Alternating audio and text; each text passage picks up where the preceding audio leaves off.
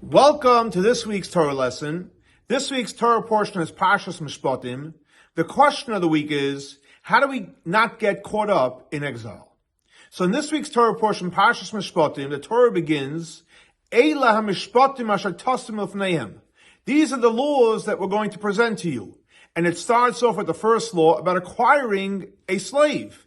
So the Rebbe asked a simple question. We're just coming from Matan Torah. We received such beautiful commandments about learning Torah, respecting your parents, keeping Shabbos, about God. Why is the first halacha, the first law we're learning about, as a slave? And the Rebbe explains something very beautiful, and he says as follows.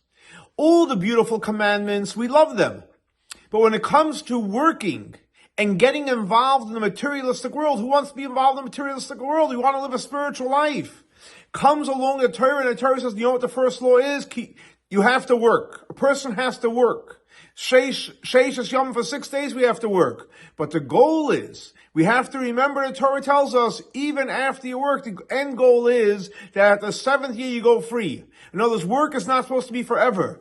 Getting involved in the work is not supposed to be everlasting. And if somebody wants to go on longer, as the Torah says, I love my wife and I love my children, etc. So they give an option to stay longer. But ultimately, we're not meant to be in Gullus. We're not meant to be in exile.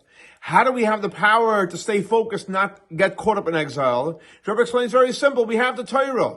And the Torah never went into exile. The Torah is above exile. Like the prophet says, the words of Hashem are like fire.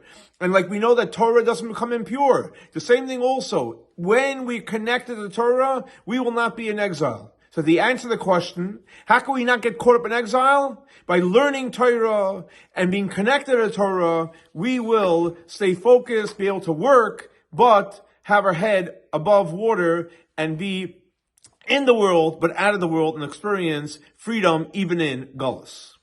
This week's Torah lesson is dedicated to the memory of Baruch ben Aryeh Leib, Shlomo ben Yosef, and Rachel bas Lipa. May their souls be elevated by the Torah we're studying in their memory. Thanks so much for joining us for our weekly Torah lesson. For more information, please see our website, chabad.swf.org. Have a great and blessed week. Shavua Tov.